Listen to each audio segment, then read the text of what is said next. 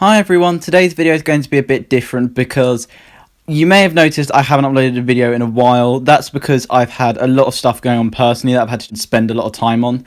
So I simply haven't had the time to do a video. Now I've found a little bit of time and I'm just going to do a quick catch up on a few of the really big films which I haven't been able to review, and one film of my own which isn't so big but I also really wanted to do a review of. So let's get going. Firstly, I'm going to talk about Cruella. I really enjoyed this film because it is the most wonderfully anti-Disney film I've seen in a long time. It's dark, different, stylish, classy, and lots of fun. And it felt really strange to see this big studio film, which surprisingly has a $200 million budget, which feels so much like its own thing, with a really distinctive sense of style and tone, and of being its own thing, and of it having its own identity. It feels like this is a film that actual filmmakers wanted to make rather than a corporate product that was demanded in order to make money. And so for me, this film's a big surprise in just how much this felt like an actual filmmaker's vision without a studio presiding over every decision made around the film. In short, the film really surprised me because it felt like an actual film, not a corporate product. The film has phenomenal performances from Emma Stone and Emma Thompson. Emma Stone in particular is having so much fun and has a phenomenal monologue towards the end of the second act, which is just jaw-dropping. You can feel the camera just looking in awe at her performance. I've always really admired Emma Stone, and this film makes me love her even more.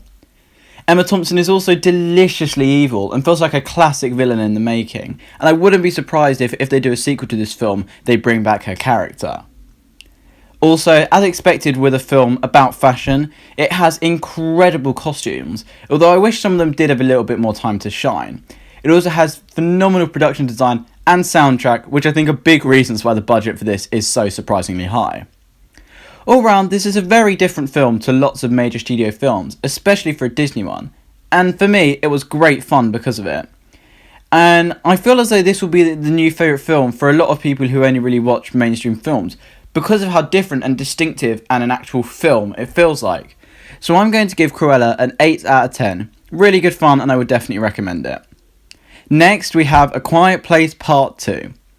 This was a great follow-up, which is pretty much as good as the first, and that's something very difficult for a sequel to do. Krasinski's direction has greatly improved since the first film, with incredibly intense sequences, including a phenomenal opening sequence, as well as a really brilliant expansion of the world and its characters, as all the best sequels are supposed to do. The film truly is designed for the cinema, with sound design so good you can hear the creatures moving slowly behind you from one side of the screen to the other, as well as having a really beautiful organic filmic look due to the 35mm cinematography. The film also has great performances, as would be expected based on the first film, from everyone, although Cillian Murphy and Millicent Simmons especially shine together and in their bond that they form through the film. Also, the ending of the film is so well placed, it actually made me shout no when the credits started, and it so desperately leaves you wanting more in a way that actually felt quite annoying rather than a very effective cliffhanger. And for me, that was annoying at first, although I did eventually realise that Krasinski simply couldn't have ended the film any other way in as effective as a way. Overall, Quiet Place Part 2 is a great sequel which does exactly what the best sequel should do in expanding the world and its characters, and I actually felt that it mildly improved on a second watch. Krasinski maintains the effectiveness and brilliance of the first film and its central concept, and I can't wait to see what he does next, whether that is part 3 of this series or a completely new film. I'm going to give A Quiet Place Part 2 an 8.5 out of 10. Next we have In the Heights. I am a huge Hamilton fan, so I was incredibly excited for this. Although this isn't anywhere near the same level of brilliance as Hamilton, you can't exactly expect it to be, so don't go into In the Heights expecting it to be quite as good as Hamilton is. And the film has great music, as expected from a Lin-Manuel Miranda production, with 2 very tiny Hamilton references which I absolutely loved when I saw them. It has a very charismatic lead in Anthony Ramos, who deserves a great future, and Corey Hawkins also steals the show as Benny multiple times on screen. The songs and the choreography for the dance and song numbers are very well directed and shot by John M. Chu, and there are occasional dialogue scenes which do actually look really beautiful. And the film doesn't really have a plot, and more just follows a group of characters in this neighbourhood in New York over a summer, But this laid-back, almost hangout feel actually really worked for the film, and it was really nice to see a film which wasn't really that plot-driven. The film has a key flaw in that it is overlong because it is nearly 2 hours and a half, and it feels like the last act does just keep going on too long before the final scene arrives. However, the main thing about In the Heights is that it is just a joyous, spectacular shot of summer straight to the heart. It's really beautiful to behold on the big screen. It has a very powerful and moving message about community, which leads to an incredible ending that actually had me in tears. I'm going to give In the Heights a 7 out of 10. However, I will say that this score is more reflective of the quality of the film itself, not how much I actually genuinely enjoyed the film and how much I know others will enjoy the film. Next, we have Fast and Furious 9. This one's a bit of a complicated one for me because I personally consider myself a huge Fast and Furious fan, and I was more converted more recently to be a big fan of this franchise. So I do feel genuinely qualified to say that although I don't dislike F9 as much as other fans have, it was still a big disappointment, especially considering Justin Lin was returning as director, and he has directed some of the best entries in this franchise. The key problem with this film lies with the fact that the Fast and Furious films are undoubtedly stupid, but they have always had some concept of a line of stupidity, which they have never gone too far beyond. They always push the line, and more recently that line has been further and further stretched, but they have never completely gone past it. F9, however, has no concept of that line whatsoever, and completely obliterates it with some of the most stupid stuff I've seen in the film in a long time, but not necessarily stupid in the entertaining way that this franchise normally does. People are literally caught by cars on Tarzan swing across ravines in cars. It is that dumb. And the reason that a big problem with the film is how far it goes and how over the top it is because of the script, which is highly flawed, not just in that regard. The script feels very rushed and is trying to cram in way too many characters in different corners of the franchise that none of them, except for Han's return, actually get time to breathe or be properly appreciated. I think a really obvious example of this is the inclusion of Helen Mirren's character as the mother of the Shaw family. She does a quick car chase, says a couple lines, and then just doesn't appear for the rest of the film.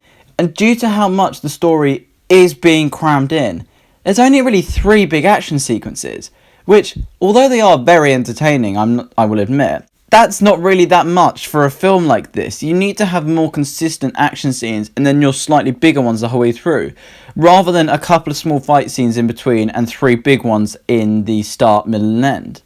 And it was really annoying just how far apart those action scenes were, because of how much the script is trying to cram in. Charlize Theron is completely wasted as Cypher, and some of these scenes in this film have some of the worst dialogue I've heard in such a long time. A scene with a bunch of Star Wars references has some of the most awful dialogue I've heard in such a long time, seriously co-tellingly bad at times. And I know so far there have been lots of negatives for this film, but there are a fair few good things about it. Tej and Roman get some of the funniest and best scenes they've ever had together. John Cena is a very welcome addition to the Toretto family as Jacob, and it is nice to see Mia have a far more substantial role this time. The third act is by far the best part of the film, with the most imaginative action sequence involving magnets, as well as a plot thread so stupid you will be in utterly joyous disbelief that you are seeing on screen what you are actually seeing on screen. The film is fun and most audiences will really enjoy it, but for proper Fast and Furious fans, it is a disappointment, and is easily the weakest entry since the franchise reformed itself with Fast and Furious 5. So therefore, I'm going to give Fast and Furious 9 a 5.5 out of 10. Next, we have a smaller film which I personally absolutely adored and really wanted to review, called Another Round, starring Mads Mikkelsen. This film won Best International Feature at the Oscars, and I'd already heard great things about the film, and thankfully, it didn't disappoint. This is a heady, vibrant, phenomenal character study, which makes you feel the overwhelmingly high highs and deeply tragic lows of its central character, played unbelievably well by Mads Mikkelsen, in the best performance I've seen from him in years. And although the film may seem like a comedy as it has been advertised, it morphs constantly throughout the film to eventually become a deeply tragic study of men, but more specifically one man's impossible pursuit of youth, and their desperate attempts to flee from their encroaching middle-aged lives. The film has perfect performances all round, which is superbly directed by Thomas Vinterberg. Vinterberg clearly has a great eye for beautiful shots and small close-ups of characters' faces, which speaks volumes about what they're experiencing. A key moment in which both Mikkelsen's phenomenal performance and Vinterberg's phenomenal direction come together is in an early dinner table scene in which Mikkelsen slowly breaks down and talks about how he's really feeling. And the film may sound like a super serious drama, but it is also really good fun, with some very funny moments alongside its subtle character development. Best of all though, the film culminates in an unbelievably incredible ending, which is, like the rest of the film, very bold, distinctive, and extremely different and fun, yet it hides eternities of sadness and fear behind it, while also being surprisingly ambiguous, with a perfect final shot which very much provokes different interpretations from different people. Overall, Another Round is an incredible film, and it's one of the best films I've seen this year, and it absolutely deserved to win its Best International Feature Oscar. I'm going to give Another Round a 9.5 out of 10. Lastly for today's reviews, we have Black Widow, Marvel's latest in the MCU, and their long-delayed and long-awaited return to the big screen. When I was waiting to see this film, it's the most excited I've been for a film since cinemas have reopened, and I'm so glad to say that the wait has been worth it for Black Widow. And Black Widow isn't necessarily the best film in the MCU, but it is definitely in the top tier of what Marvel can do. It's a non-stop, action-packed espionage thriller which takes multiple different elements from the Bourne films and the Mission Impossible films, and, as I was so glad to see, Captain America Winter Soldier, one of my personal top 3 MCU films. It has brilliant action scenes which are surprisingly crunchy and violent by Marvel's standards. They are so entertaining, and there is plenty of them, giving the film a fast, but not too fast, action-adventure style pace. The third act is a particular standout, with plenty of great twists, character moments, and of course, explosions galore. Most importantly though, Black Widow feels like a bit of a pause for the MCU, as other than the film's great post-credits scene, there isn't actually that much here that furthers the overall MCU narrative. Instead, it's very much focused on Natasha, her guilt, and who she really is after leaving behind such an awful past. Marvel made a great choice for director in Kate Shortland, who surrounds Nat with a phenomenal supporting cast who fight to steal the show. Florence Pugh's Yelena is already a personal and fan favourite, David Harbour is incredibly funny as Alexei, and Ray Winstone is actually surprisingly menacing as the villain, alongside Taskmaster, despite Winstone's variable Russian accent. There are some small flaws in the film in that some of the falls and different parts of action scenes do feel a bit unbelievable, especially since the rest of the film feels quite grounded for Marvel. And a plot development which kind of kicks off the third act does feel a little bit stupid and over the top. But then again, I also remembered the universe this takes place in, so it's a little bit more believable, but still initially feels a bit silly. Overall though, Black Widow very much feels like closure for Nat, and it manages to balance this almost perfectly played character development for her with an incredibly fun thriller, as well as setting up new characters with phenomenal dynamics to continue her legacy. Black Widow is for me a top tier Marvel film and demonstrates just how confident Marvel now is with making blockbuster character pieces. And I'm going to give Black Widow a 9 out of 10. I know those reviews are very fast guys, but I hope you enjoyed the different style and the amount of films I've been able to get through, because I've just simply had too much to be able to dedicate individual videos to all of these. I hope you've enjoyed all of these reviews and go and check out the films for yourself. Goodbye.